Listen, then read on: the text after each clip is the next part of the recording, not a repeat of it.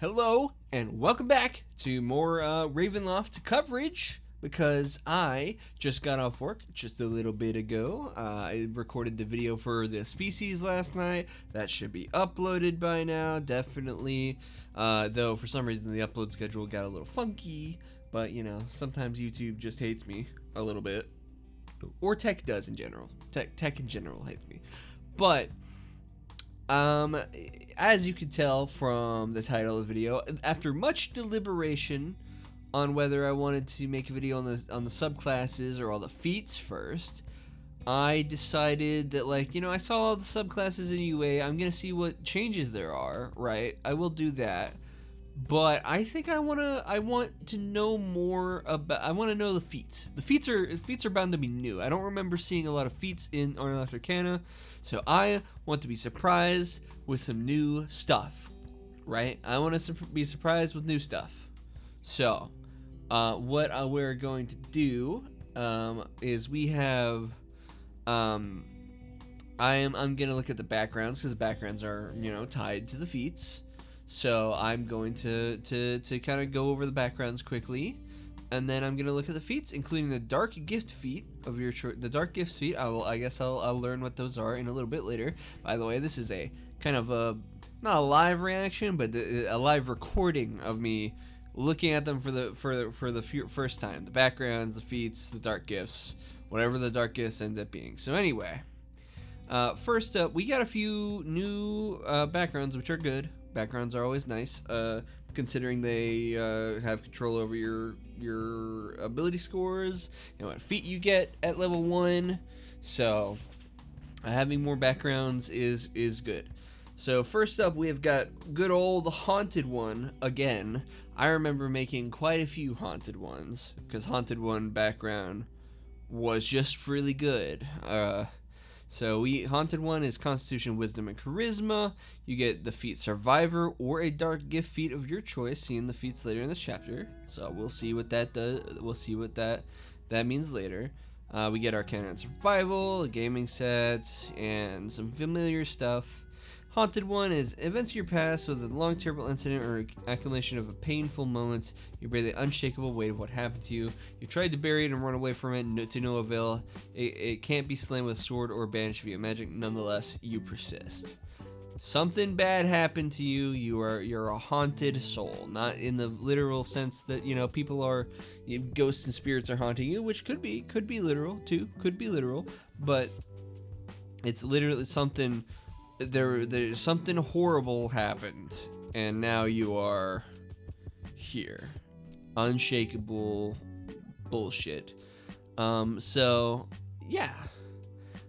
Constitution, Wisdom, Charisma is a good set. Constitution and Wisdom could be useful for like Ranger or something. We'll have to see what Survivor or a Dark Gift feat of your choice.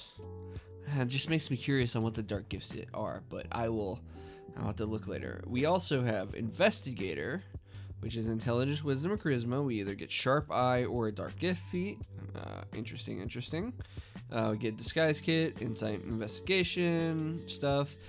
We all know what an Investigator is. I don't think I need to baby anybody about that, right? I don't need to baby anybody about what an Investigator is. Which I enjoy having this as an option. I do enjoy this. So, right, you know, Umber, Justice, and Honesty, and Board Local, everybody know, or Crimes or Eldritch Conspiracies, everybody knows what Investigator is, probably. I'm not going to walk anybody through that. Next, we have Mist Wanderer, which is Dexterity, Constitution, and Wisdom. We either get a Dark Gift feat and we only get a Dark Gift feat. Mistwalker is recommended. I guess Mistwalker is one of the dark gifts. We get Survival and Stealth, one kind of arsonist tools, some equipment, naturally. You once knew your home, but one day the mist rose and drew you into a domain of dread. Ever since you have wandered between domains, braving the mercurial mists as you search for a way home, your time in these cursed realms have changed you, yet you find solace in communities of fellow wanderers throughout the mist. So that this background is, you know, sometimes the domains of dread just kind of like summon people. They spring up on you and you're suddenly in a domain of dread. So so this is kind of like Fey Wanderer, right? Where you're a person who's been traveling within the mists of Ravenloft, visiting the various domains of dread and trying to figure out your way back home. That makes sense. Cool. Dexterity, Constitution, and Wisdom is a good set of skills.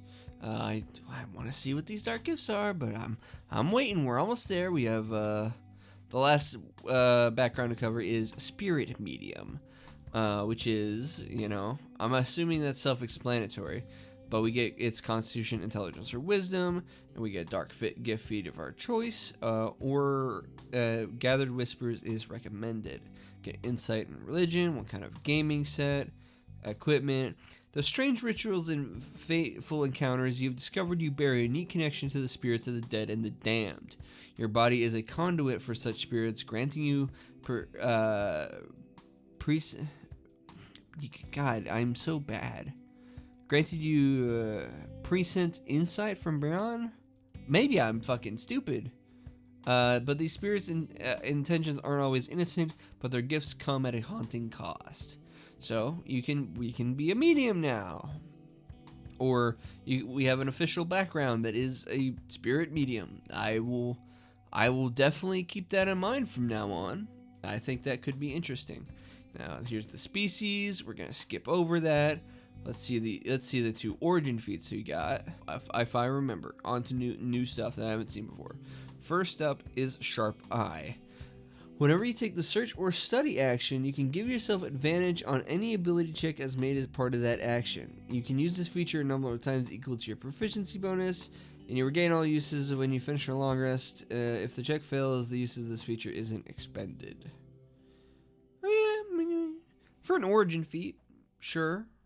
For an origin feat, yeah, why not? There's definitely probably better options. Like I think Lucky is just better. That's an advantage. That luck points are just advantage on any check or roll that you want. Though I don't know if I don't remember if Lucky has this. If that fails, the feature is an expended thing. So you get kind of you get a limited number of just straight advantages on a search or a study action. So, which is like pretty broad. I mean, search, insight, medicine, perception, survival, or study is any intelligence check. So, or intelligence skill check, I should specify. So I mean, fine, it's okay. For an origin feat, I could see if thematically, if you wanted to take it, if you wanted to take it, and then but you didn't want to make a character that was like specifically narratively lucky, I guess, because and then or this origin feat kind of reminds me, isn't there a feat that lets you like do the search or study action as a bonus action or something?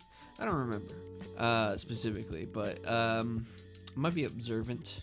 I think it might be observant. That sounds about right. But sure, Sharp Eye is fine. It's kind of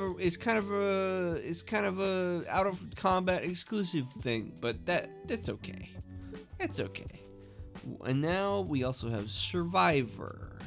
You get the following benefits: hypervigilance. Whenever you roll initiative, you can re-roll the d20 if the number rolled is 9 or lower. You must use the new roll. That's not bad. It's like a weird version of Alert, or weird alternative to Alert, because that could boost your initiative way higher than just like +5. I mean, if you roll like a 1 and then you get a re-roll and you roll like 15 or something, that's a massive difference, which could be more than Alert gives you, but Alert also has the swapping initiatives thing, so whenever you have initiative happen, And we also have Steel Yourself. Whenever you fail a saving throw to end a charm or frighten condition, you can take a reaction to add a bonus to the roll, potentially causing it to succeed. The bonus is equal to your proficiency bonus. Once you use this reaction, you can't do so again until you finish a long rest. So, yeah, that's fine. For an origin feat, something you're just picking up from the background, then I think it's okay. The hypervigilance is definitely the winner here. I think. Well, I mean, charm and frighten is pretty. It's pretty easy to get resistances to charm or frighten, or if you just had like if you were just a paladin or like a berserker barbarian, or I'm sure there's plenty of other options that give us advantage against charmed or frightened, or you can't be charmed or can't be frightened because you're fey or something, and the spell doesn't work like that. But it's a reaction whenever you fail a saving throw, and that could potentially make you succeed. So it's hard to complain about it, really. There's no, and also again, origin feat. You get this from a background, and you just have it on all the time. So yeah, Survive is fine. I think I like Survivor more than Sharp Eye, because it seems more generally useful. Whereas there's plenty of ways to get advantage on these type of actions, like just a party member helping you, and then depending on what class you are, you probably have a pretty high modifier for that. But it's cool. It is cool. It is neat.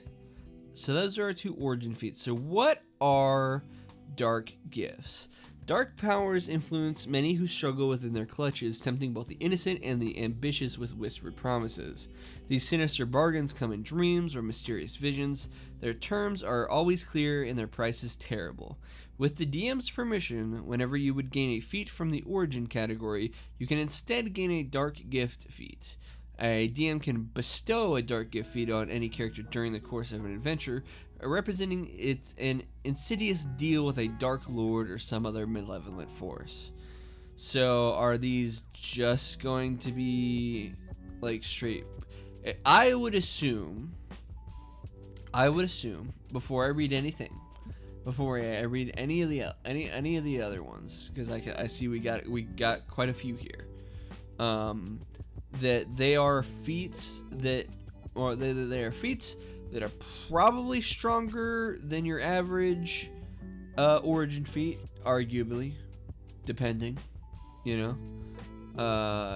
depends on which origin feat you might have. But they come with downsides. If I had to guess, just from dark gifts, the lore text right up there, I'm gonna assume these are feats that are hopefully a little on the stronger side, but they come with some sort of downside, considering that they are supposed to be some like gifts from a malevolent entity or something of that nature. So, without further ado, first up is Aberrant Anatomy. Dark gift feat prerequisite Ravenloft campaign. And of course, anybody can ignore prerequisites as long as you have DM permission, right? Exposure to alien horrors like those of the Far Realm have warped your physical form in supernatural ways. You gain the following features. You can hold your breath for an hour, extrasensory perception. You have proficiency in the perception skill if you lack it. You also gain expertise in that skill. In addition, we have a 15-foot blind sight. Not bad, but we also get warping flesh.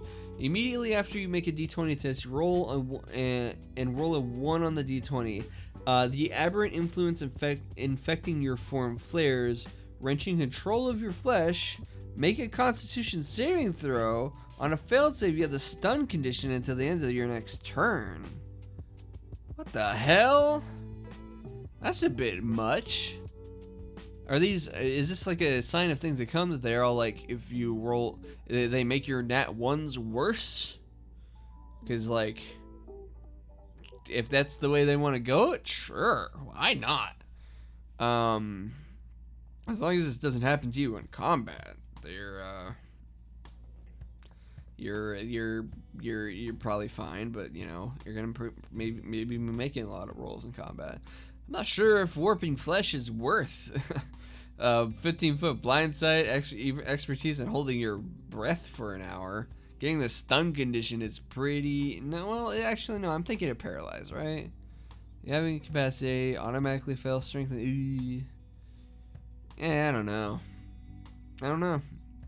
Obviously, like I just said, there's supposed to be a give and take, but I don't know if I would ever take this willingly for any reason. I mean, maybe I could probably think of a character that might take this. I could probably do it, but like off the top of my head, nothing's really coming out to me. So I think I'm just gonna move on. Next one is Echoing Soul. Your experience echoes from a past or alternate life. You have the following features: channeled prowess.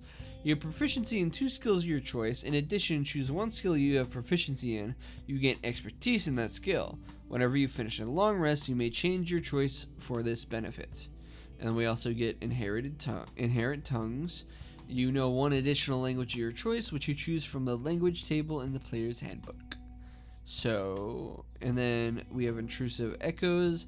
Immediately after you make a d20 tailspin, roll a 1. Memories, intentions, where we get blah blah blah, same stuff. We get incapacitated until end of next turn, and our speed is halved while we have this incapacitation. So,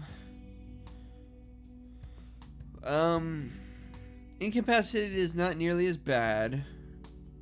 It's still not great. Is incapacitated the potential of incapacitation worse than getting a 2 floating skill proficiencies and a floating expertise and whatever the hell you want for a day? And then I guess another language. I don't know. I don't think that's not unworth it for me. Mainly because I like having expertise. That's kind of a me thing, though. Is that I enjoy having expertise.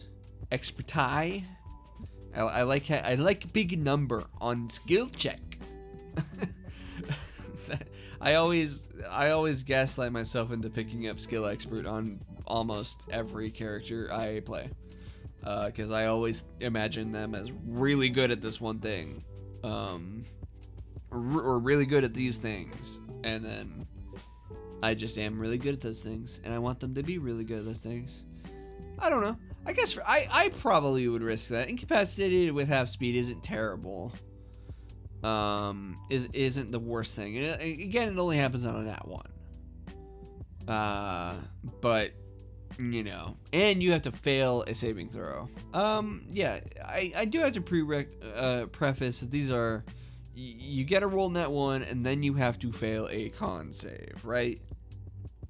This one's a con save, this one's a con save. So if this is the thing going forward, then you know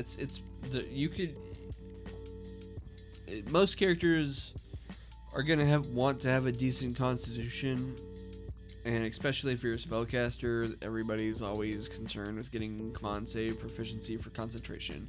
But yeah, I mean. Echoing Soul isn't terrible. I personally might enjoy 2 floating skills and a floating expertise on whatever the fuck I want. But moving on, this is Gathering Whispers. This is the one from the medium, right? The one that the medium recommended. You're haunted by a cacophony of whispering spirits only you can hear. Gain the following features: Spirit Whispers. You learn the message spell and can cast it without material components. Additionally, you always have the augury spell prepared. You can cast it without a spell slot or spell components. You must finish a long rest before you cast this way. Again, you can also cast this spell with any spell slots that you have. Alright, augury is wheel and woe, indifference, right? And then message is message. We also get Unearthly Scream. When you're hit by an attack roll, you can take a reaction to channel your haunting spirits into protective otherworldly scream. You can add your proficiency bonus to your AC against that attack, potentially causing it to miss. You can't use this benefit. So we get like a budget shield for being a medium? Because the spirits are like, no, stop it. Sure, why not? Why not? That's not bad. You know, some spells and a budget shield? Sure, man. And then we have voices from beyond. There's this when you roll in that one, haunting voices, they raise up in volume. You get deafened. While you're deafened, you have disadvantage on ability checks and attack rolls until the end of our next turn. This is certainly fucking god, man. I mean, that's not even that bad. And then, but we get like a budget shield and some neat spells. I'd say that's probably worth it to suffer a deafened and disadvantage for a turn. I'd say that's definitely worth it. I would take Gathered Whispers. And I think this is perfectly fine. Moving on to Living Shadow. The shadow you cast is animate and ever-present. Sometimes it even acts according to its own will. You gain the following features. Grasping Shadow. You learn the Mage Hand spell and can cast it without spell components until... Yeah, okay, we get Mage Hand. Our shadow can touch stuff. We get Lengthened Strike. When you make a melee attack roll as part of the attack or magic action on your turn, you can increase your reach for that attack by 10 feet as your shadow stretches to aid you. You can use this feature a number of times. Oh, fuck. That's kind of dope, honestly. That's kind of really cool. Man, that is pretty cool. I can't lie. Is it that useful? Potentially not really that much, but like the image in my brain, that is pretty fucking awesome. The image in my head for a weapon user, even a spellcaster with your melee spells, right? Your melee range melee spells. Fuck it, right? You make your shadow do stuff. Ooh, yo, Living Shadow, Shadow Sorcerer. We're cooking with gas just for thematics. I'm not even sure if that combo is even worth it, but Living Shadow and you are a Shadow Sorcerer, so it's that will be fun. That would be fun. That would be definitely fun. But we also get Ominous Will. We roll net 1. We have to make a Wisdom saving throw. Was this a... Yeah, this is Wisdom save. The Voice from Beyond was a Wisdom save too. We get incapacitated condition on start next turn. The shadow exert will make a wisdom, and then at which point you must roll on the shadow's will table and determine what you do during that turn. You've got to roll a d8. Okay, oh, I see. So it's to make it the one less. Okay, never mind. You don't. No, if you roll a 1 on the d8, you don't take an action or a bonus action. You use all your movement to move. You roll a d4 to figure out which way you move. Thanks, Shadow. Very helpful. On 2 through 6, you don't move or take a bonus action. You don't move or take a bonus action. You take the attack action to make one melee attack against a random creature within reach. If none are within reach, you take no action. And then 7 through 8 is you have the pro condition and your turn ends. And none of those are great, but makes sense. It's a roll in that one, and you fail a saving throw thing. Living Shadow, Shadow Sorcerer. I'm gonna have to store that in the back of my mind. Pretty neat, pretty cool. Then we have Mistwalker. This is the Mist one, the Mist Wanderer thing. You know how to slip through the mist grass, but its freedom comes at a price. If you remain in one area too long, the mist will find you and drain you of your life force. You gain the following features. Domain Traveler. When you enter the mist intent on reaching a specific domain, you are treated as if you possess a mist talisman key to that domain. To use this feature, you must know the name of the domain, and you must have chosen your destination. You must have chosen as your destination. You don't need to have previously visited the land. This trait doesn't allow you to bypass domain borders closed by the Dark Lord's will. This is definitely... Probably don't want to take this if it's not in Ravenloft. We also get Mist Walk. When you take damage or fail a saving throw to To avoid or end the grappled or restrained condition, you can take a reaction and teleport up to 15 feet to an unoccupied space in which you can see, and you can use that proficiency bonus 4 times. Hey guys, it's your little Misty Step, but this time half the range. Whoop-de-doo. In reality, it's fine. It's a reaction, 15-foot teleport from grapple, restrained, or taking damage. We also have poison roots. Whenever you finish a long rest, the world around you in a 10-mile radius becomes a siphon that leeches away your vitality. Whenever you finish a short rest in that area, make a Constitution saving throw. On a failed save, you gain no benefits from finishing that rest. What the fuck? What the fuck, man? That's kind of gross. I guess you could technically still long rest, but like, what if you're like in a city? Yeesh, man, Mistwalker. That's a little bad. That's a little nasty. Mistwalker? What the hell? Okay, well, I mean, I don't know if I'd ever take this, to be honest. I feel like that's a pretty nasty restraint on your character. But I appreciate that it's there. I love it when Wizard of the Coast does weird shit. Or does weird stuff. I love it. It's amazing. I would love to see them pull more weird nonsense out of here. Just cause the hell of it. Even if it's niche, even if it's a thing. You know, I always said I prefer a thematic spell list rather than a good one. For like subclasses and stuff. As long as the spells fit, I'm good. But yeah, no, Mistwalkers, I don't think I'd ever take it willingly. Cause its downside is pretty gross. But, you know, if you're just traveling a lot, it doesn't matter. Who knows? Next is Second Skin. There's another side of you that most people never see. A beast, a terrifying avenger, or a walking nightmare. You gain the following features. Oh, like a Dr. Jekyll, Mr. Hyde situation?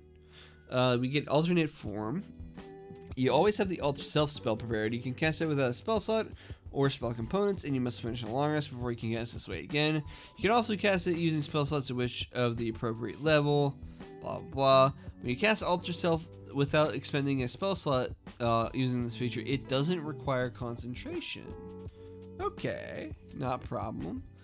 But then we get, and what can we do with Alter Self again? Aquatic, change appearance. Cool. And then we have involuntary change. Certain circumstances can trigger you to transform when you select this feat. Roll on the change catalyst table to determine what triggers your change. After you experience the catalyst at the start of your next turn, make a charisma saving throw. On the failed save, you immediately use alter form to cast Alter Self without expending a spell slot. If you've already expended a use of this feature, you instead have this as stun condition until the start of your next turn. And then we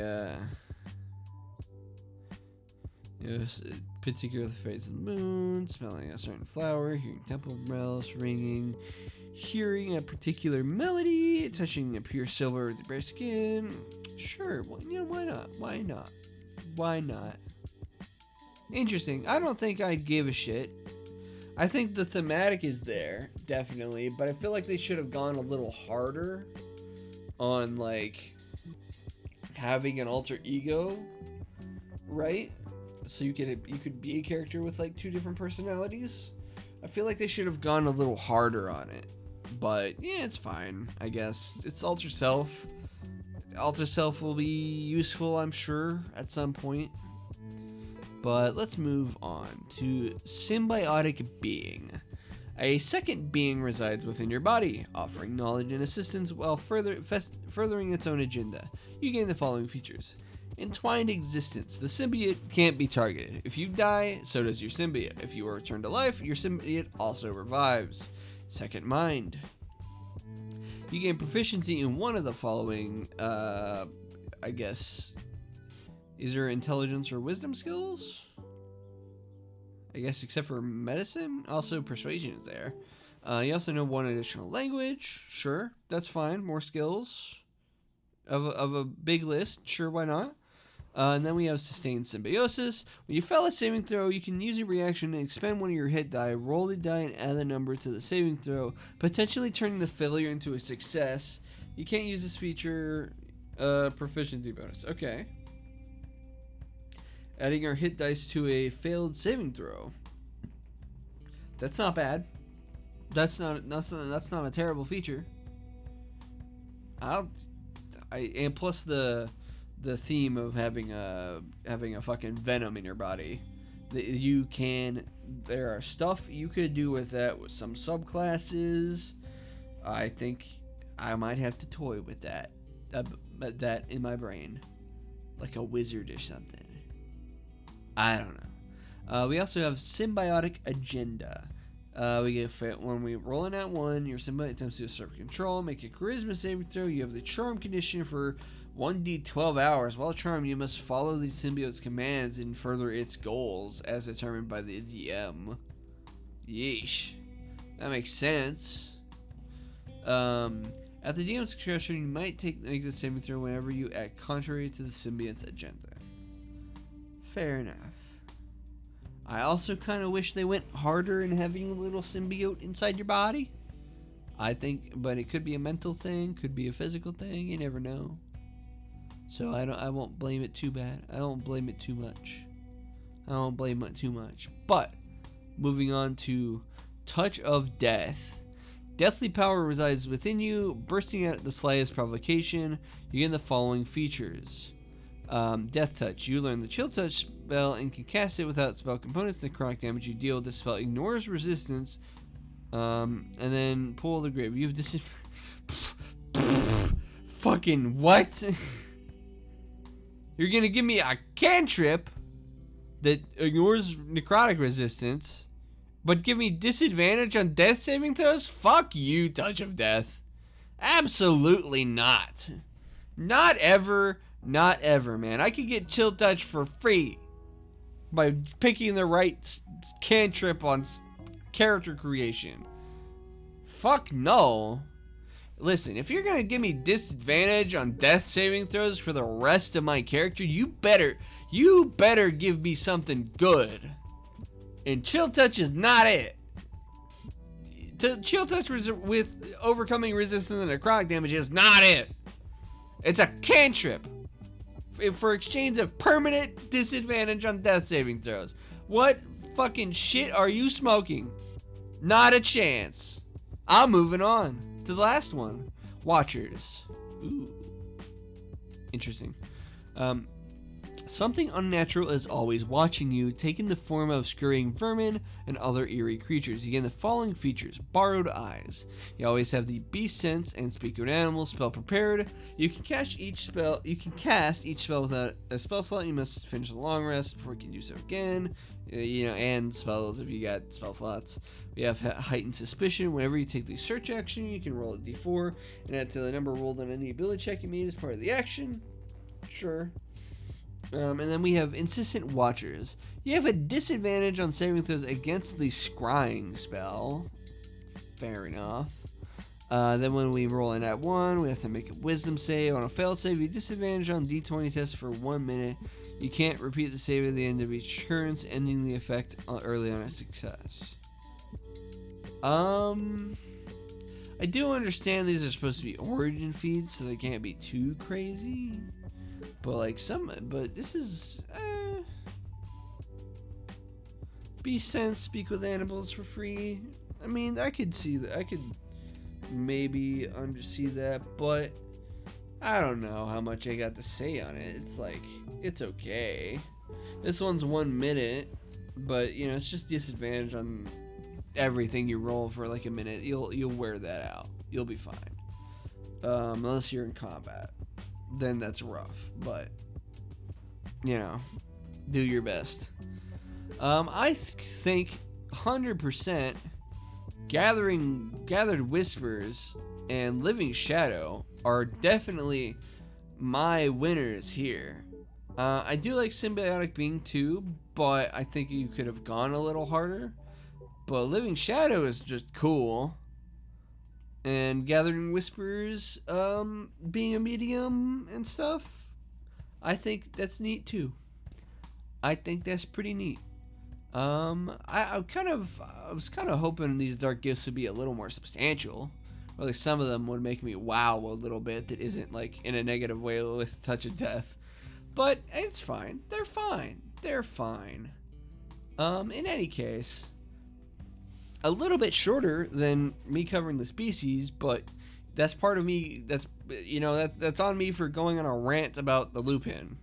So, whatever. Dark gifts are definitely interesting.